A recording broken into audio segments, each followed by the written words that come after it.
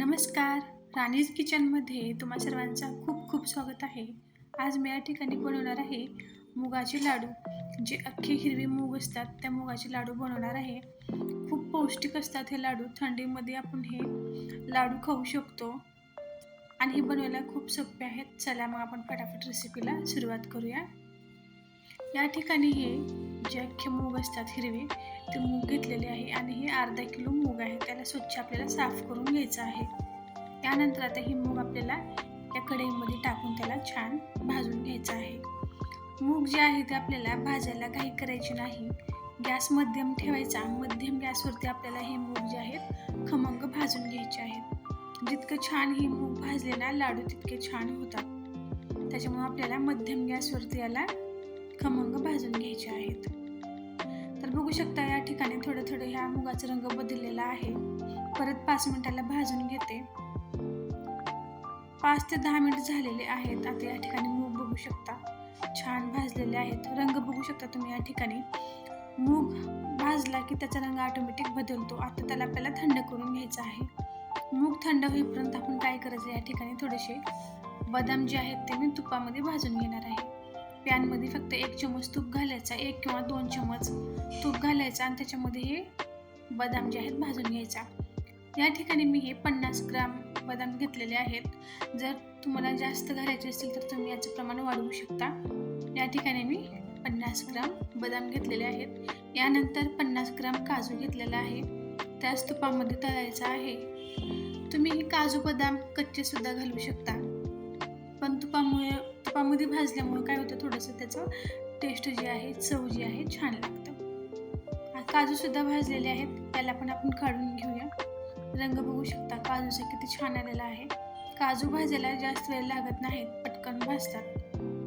हे सुद्धा आता आपण एका प्लेटामध्ये काढून घ्यायचं आणि याला थंड करून यातला आपल्याला पावडर बनवून घ्यायचं आहे. यानंतर आता या ठिकाणी अर्धा किलो साखर घेतलेली आहे. जितकी डाळ असते तितकी साखर घ्यायचं आहे. आता याला मिक्सरवरून आपल्याला ह्याची बारीक पावडर करून घ्यायचं आहे साखरेचा.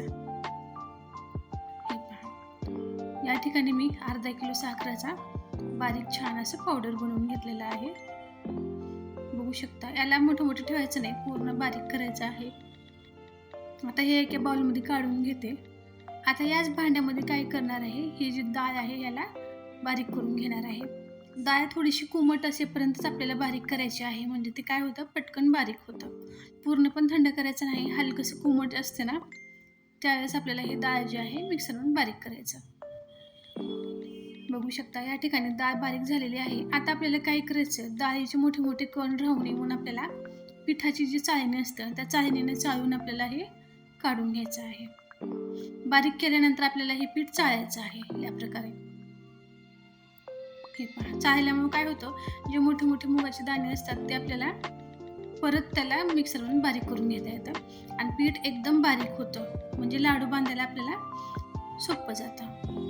हे पहा, चाळून काढल्यानंतर इतकं मोठं मोठं त्याच्यामध्ये डाळ निघालेली आहे. परत ते मिक्सरच्या भांड्यामध्ये टाकायचं आणि त्याच्यावरून आणखीन थोडीशी मध्ये डाळ मिक्स करून त्याला बारीक करायचं. याच प्रकारे आपल्याला संपूर्ण डाळ जी आहे ते एकदम बारीक करून घ्यायची आहे. चाळणं हे सुद्धा ऑप्शनली आहे, पण चाळल्यामुळे काय होतं, पीठ जे आहे ते एकदम बारीक येतं आणि लाडू बांधायला सोपे होतात. म्हणून आपल्याला चाळून घ्यायचं आहे आणि डाळीचे कण सुद्धा त्याच्यात राहणार नाहीत. आता संपूर्ण पीठ बारीक करून झाल्यानंतर ज्या पॅनमध्ये मी काजू बदाम तळलेलं होतं त्याच्यामध्ये 2-3 चम्मच तूप शिल्लक होतं. त्याच्याचमध्ये मी हे पीठ टाकला आणि वरून परत 2 ते 3 चम्मच तूप घालून हे पीठ आपल्याला छान भाजून घ्यायचं आहे. डाळ बारीक केल्यानंतर ते जे पीठ असते ते पीठ सुद्धा आपल्याला खमंग भाजून घ्यायचं आहे. हे पहा, पीठ भाजायला सुद्धा घाई करायची नाही. मध्यम गॅसवरतीच आपल्याला याला खमंग भाजून घ्यायचं आहे. सुरुवातीला 2-3 चम्मच तूप, नंतर 2-3 चम्मच, नंतर 5 ते 6 चम्मच तूप या ठिकाणी आपल्याला लागलेलं आहे भाजायला. आता या ठिकाणी बघा रंग बदलत आलेला आहे. पीठ जेव्हा भाजतं ना तेव्हा त्याचा रंग गव्हाच्या पिठासारखा होतो. आपण पीठ जेव्हा दळलो तेव्हा पीठ कसा होता, पिवळं आणि हिरवं वाटत होतं. आता या ठिकाणी पीठ बघू शकता तुम्ही, गव्हाच्या पिठासारखं खमंग दिसत आहे. रंग बघा एकदम पूर्णपणे चेंज झालेला आहे. आता हे पीठ आपल्याला काढून घ्यायचं आहे की मोठ्या प्लेटमध्ये, म्हणजे ज्याच्यामध्ये आपल्याला लाडू बांधता येतील.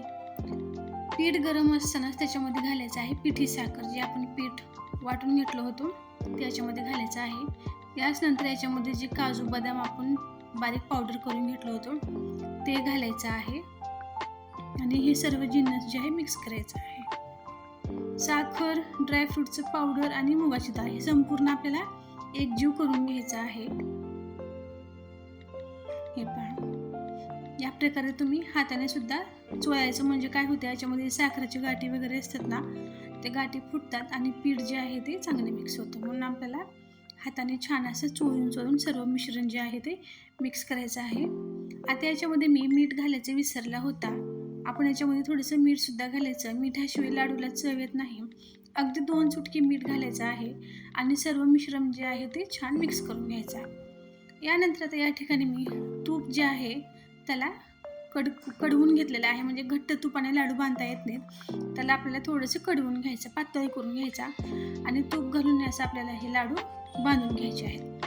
म्हणजे संपूर्ण तूप एकसाथ घालायचं नाही, लागेल तसं तूप थोडं थोडं घालून आपल्याला लाडू बांधायचा आहे. तूप घातल्यानंतर हे लाडूचा असं उंडा होईल इतका त्याच्यामध्ये तूप घालायचं आहे. तूप थोडंसं जास्त लागतं लाडू बांधण्यासाठी, कारण जितकं तूप घातलं तितकं लाडू आपल्याला सहज बांधता येतील. हे पहा, या प्रकारे आपल्याला हे घट्ट असं लाडू वळून घ्यायचे आहेत तूप घालून. मी तुम्हाला शेवटी सांगेल तूप किती लागला ते. मी वाटीमध्ये थोडं थोडं तूप गरम करून या पिठामध्ये टाकून लाडू बांधून घेत आहे. एकसाथ तूप टाकलं तर काय होतं ते व्यवस्थित बांधता येत नाही, म्हणून आपल्याला लागेल तितकं तूप पिठामध्ये घालायचं आणि घट्ट असं लाडू वळून घ्यायचा. आता लाडूचा आकार तुम्ही तुमच्या आवडीप्रमाणे कमी किंवा जास्त करू शकता. मी थोडंसं मोठंच ठेवलेलं आहे लाडूचं या ठिकाणी आकार. हे पहा, एकदम छान असं या ठिकाणी हा लाडू तयार झालेला आहे, बघू शकता. तूप घातल्यामुळे अगदी सहज या ठिकाणी हे लाडू आपल्याला वळता येतं. हे पहा, याच प्रकारे मी तुम्हाला आणखीन एक लाडू वळून दाखवते. तूप कमी पडलं तर काय होतं, पीठ कोरडं कोरडं होतं आणि लाडू व्यवस्थित वळता येतात. त्यासाठी तूप थोडंसं जास्तच घालायचं आणि छान असे लाडू बांधून घ्यायचा. तर बघू शकता या ठिकाणी लाडू किती छान तयार झालेले आहेत. तर या ठिकाणी 30 लाडू बनलेले आहेत. अर्धा किलो डाळ आणि अर्धा किलो साखर होते, म्हणजे दोन्ही प्रमाण मिळून 1 किलो झालं होतं. तर 1 किलोमध्ये या ठिकाणी 30 ते 35 लाडू, समजा तुम्ही जर छोटे छोटे बांधलो तर 35 लाडू होतात. पण मी लाडूचा आकार या ठिकाणी मोठाच ठेवलेला आहे, मोठा लाडू बांधलेला आहे, म्हणून या ठिकाणी 35 लाडू झालेले आहेत. एकदम छान आणि खायला पौष्टिक या ठिकाणी आपले हे मुगाचे लाडू तयार झालेले आहेत, बघू शकता. एक तोडून दाखवते या ठिकाणी. एकदम सॉफ्ट आणि दाणेदार या ठिकाणी हे लाडू तयार झालेले आहेत. एक लाडू या ठिकाणी मी तुम्हाला तोडून दाखवते, बघू शकता. या ठिकाणी हे अगदी दाणेदार आणि छान लाडू तयार झालेले आहेत. खूप सारं प्रोटीन असतं मुगाच्या डाळीमध्ये. आपण मुलांना घरच्या घरी असे छान पौष्टिक लाडू बनवून देऊ शकतो. तर बघू शकता या ठिकाणी छान आपले पौष्टिक लाडू तयार झालेले आहेत. जर तुम्हाला ही माझी आजची रेसिपी आवडली असेल तर नक्कीच माझ्या चॅनलला लाईक, शेअर आणि सबस्क्राईब करावे आणि तुम्हीसुद्धा छान असं मुगाचे लाडू नक्की ट्राय करून बघा.